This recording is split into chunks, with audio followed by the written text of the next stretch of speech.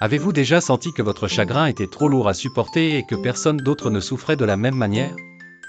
Parfois, nous pensons que notre malheur n'appartient qu'à nous, mais le voyage entre les cœurs des gens peut révéler que la douleur fait partie de chaque histoire.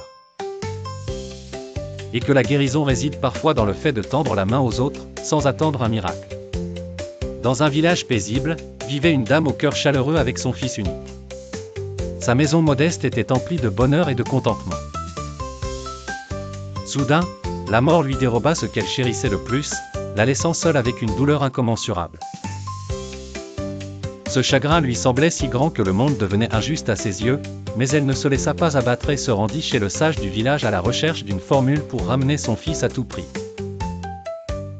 Le sage l'observa longuement avant de l'instruire avec sagesse.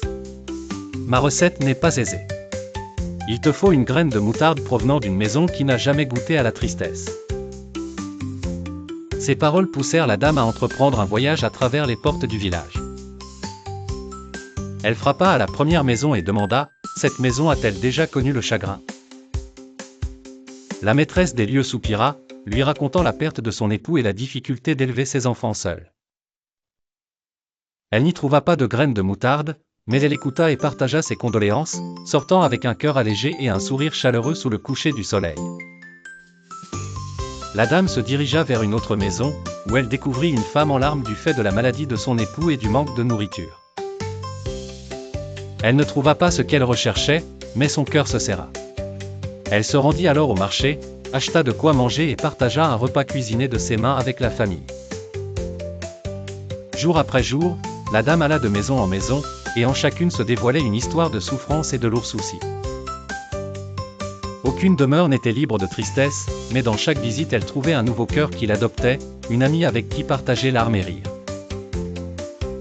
Avec le temps, elle oublia la raison initiale de sa quête, se fondant dans les soucis des autres et devenant un soutien pour ceux qui frappaient à sa porte.